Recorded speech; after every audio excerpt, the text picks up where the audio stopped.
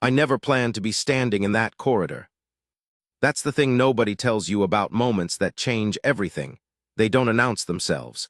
They don't give you time to prepare or find a better angle or make sure your hands aren't shaking. They just arrive, and you're either there or you're not. I was there. My name is Edmund Hale. I spent 19 years serving the royal household of Aldenmere, not as a guard, not as a knight, but as what the old staff used to call a chronicler's aide. A glorified record keeper, some said. The man who writes down what happened so history doesn't have to rely on memory alone. I was good at staying invisible. That was the job, really. Stand in the corner, watch, write it down. The morning of Queen Camille's coronation, and I'll call her Camille throughout. That's the name she was born with, the name half the court still whispered when they thought no one was listening. The morning of her coronation was the coldest June I could remember in all my years at the palace. Aldenmere sits on the northern edge of a valley that funnels wind like a chimney in reverse. Even in summer, the stone corridors hold the chill. But that morning, it wasn't just the stone. There was something else in the air, a tightness, the kind you feel before a storm that hasn't decided yet whether it wants to arrive. I noticed it in the servants first. They moved too quickly, spoke too softly.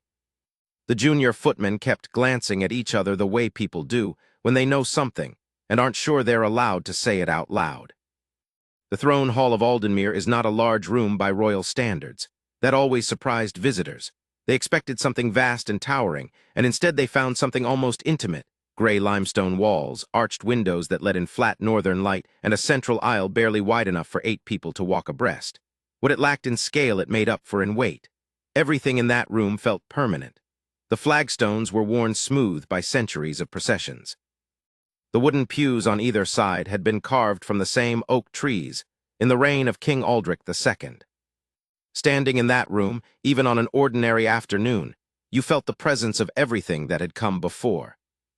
On a coronation morning, you felt it in your chest. I arrived early, as I always did. My station was the small alcove to the left of the dais, behind a carved screen where I could see everything and be seen by almost no one. I had my ledger open.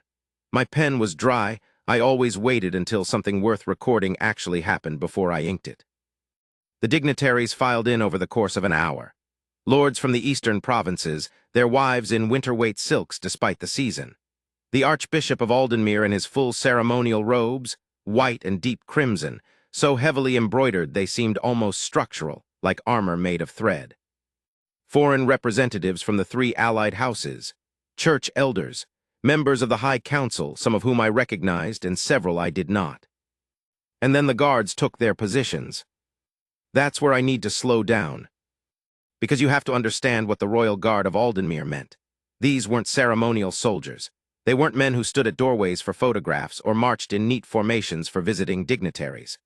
The Royal Guard were the oldest military institution in the kingdom. Their oath predated the current royal line by 2 centuries.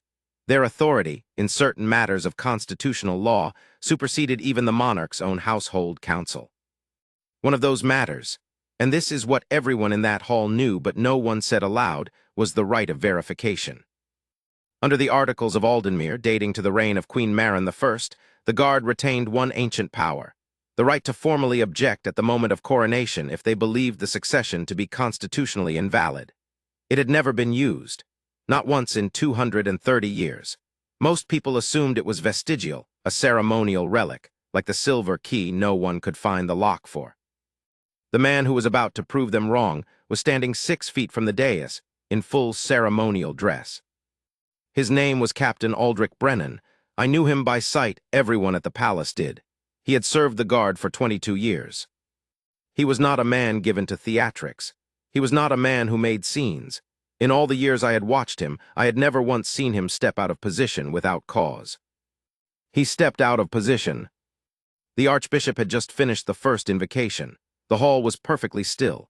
Camille, Queen Camille, as she was about to become, stood at the head of the aisle in a gown of deep ivory, her composure absolute.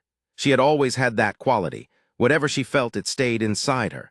She had learned that early, I think. She'd had to.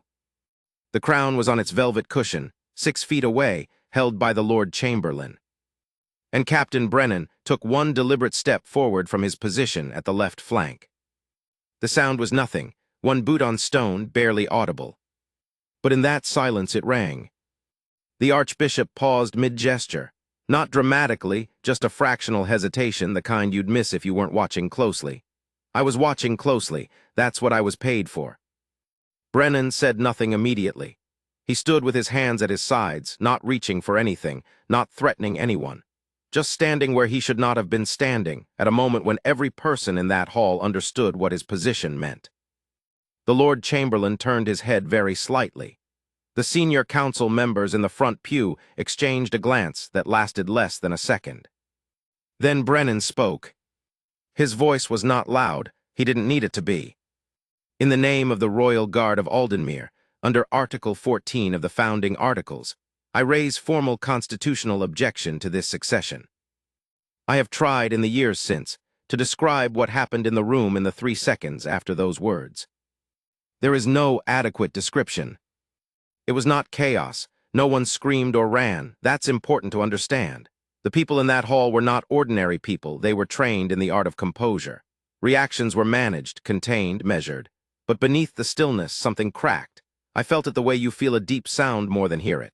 A sub-frequency vibration of collective shock that didn't make it to anyone's face. Camille did not move. That's what I kept returning to afterward. She did not step back. She did not look at anyone for reassurance. She simply stood there looking at Brennan directly with an expression I still cannot fully name. It wasn't anger, it wasn't fear. It was something more complicated than either. Recognition, maybe. The look of someone who had been waiting for a specific thing to happen and was not surprised, only wearied, to find that it finally had. The Archbishop recovered first. He was a careful man, Archbishop Doran, careful in the way that old institutions produce careful men. People who have seen enough crises to know that how you respond in the first 10 seconds determines everything that follows. He said very quietly, "Captain, state the grounds." Protocol required it. An objection without grounds was invalid. The articles were clear on that. You couldn't simply stand in a throne hall and halt a coronation on the basis of feeling. You needed cause. Documented, specific, articulable cause. Brennan was ready. He produced a document from inside his ceremonial jacket, a single folded paper, cream-colored, with a wax seal I recognized from across the room as the guard's own archive seal. He had prepared this. He had thought about it, worked through it, brought it with him folded against his chest through the entire processional, and I found myself thinking about that detail more than almost anything else. Would it cost a man like Brennan to carry that paper through the doors of the throne hall? The weight of it. He held it out toward the Archbishop, not toward the council, not toward Camille. "My Lady Camille," he said, not Queen, not Her Highness, and every person in that room heard the omission, was wed to Lord Tevin Ashworth under a private contract in the 11th year of the previous reign. That contract was sealed under Aldenmere marital law as binding and was never formally dissolved. The lady remains contracted to another house. Under Article 9, a sovereign cannot be crowned while bound in contract to a foreign house without the consent of that house's lord. Lord Ashworth is deceased. His heir has not been petitioned. The succession is, by the letter of the articles, premature. I wrote none of this down in the moment. My hand was on my pen, but it was absolutely still. I think I stopped breathing. Here is what I knew, and what very few others in that room knew. The contract Brennan was citing had been considered invalid for 20 years. It had been contracted when Camille was barely 17, in what her family had always called a private arrangement that never reached consummation or legal registration. The Crown's own legal historians had reviewed it twice in the decade prior and found it insufficient to carry constitutional weight. But the Guard's archivist had apparently disagreed. And under the articles, the Guard's formal objection triggered an automatic review period. The coronation could not proceed until the objection was either upheld or dismissed by the High Council. That process took, at minimum, 48 hours. 48 hours during which Camille would stand in the peculiar purgatory of being a queen who hadn't been crowned yet, in a palace that was waiting to see what happened next, in front of a kingdom that did not yet know what was occurring inside these walls. The Archbishop read the document. He read it slowly. The hall waited. I watched Camille during that reading. She had turned very slightly away, not enough to be obvious, but enough that the direct light from the tall windows no longer fell on her face. It was the only accommodation she allowed herself, that small quarter turn into shadow. The Archbishop folded the document. He spoke to the High Council. There was a brief, murmured exchange, controlled, professional, entirely inaudible to me from behind my screen. Then he turned to the hall. By the authority of the Articles of Aldenmere, a formal constitutional objection has been raised and received. This coronation is suspended pending council review. The High Council will convene in the Chamber of Records within the hour. He paused and then added something that was not required by protocol, but was, I thought, exactly right. The person of her ladyship is under the full protection of the Crown and the Guard, without exception, during the period of review. It was a small thing, but it mattered. He was telling everyone that this was a legal process, not a removal. Camille was not under threat, she was under review. Brennan nodded once, returned to his position, and stood as still as he had ever stood. The hall emptied with remarkable order. People knew their places, their roles, what was expected of them.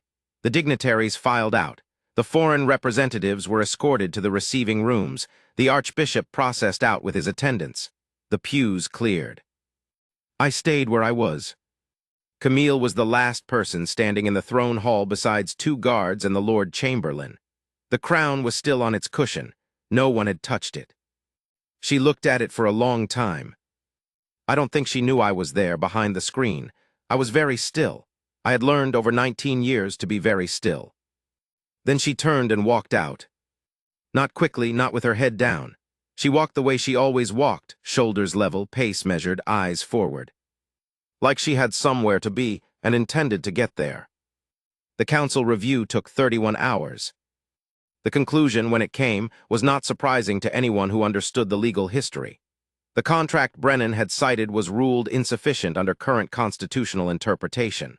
The marriage arrangement had been private, unregistered, and contested in the records for 2 decades. The guard's objection, while lawfully submitted, was dismissed on substantive grounds.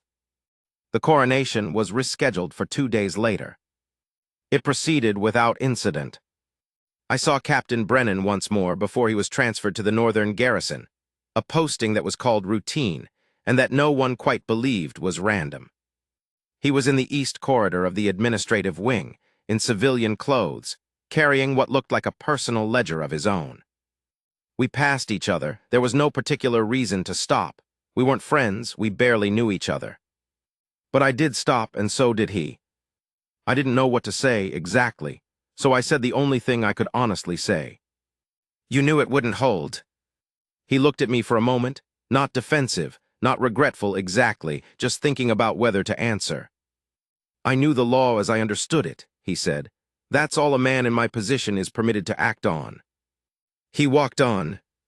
I stood there for a while after he left, thinking about what that meant, about the difference between acting on what you believe and acting on what you can prove, about what it costs to be the only person in a room willing to say the thing that everyone else has agreed to leave unsaid, about whether Camille, on the morning of her delayed coronation, standing again at the head of that aisle, in the same ivory gown, in front of the same gray limestone walls, whether she understood what Brennan had really been doing. I think she did. I think that's why she walked out of the empty throne hall the way she did. Not as a woman who had been humiliated. As a woman who had been tested. Some protocols exist precisely so they can be broken, so that the moment of breaking tells us something the ordinary machinery of ceremony never could.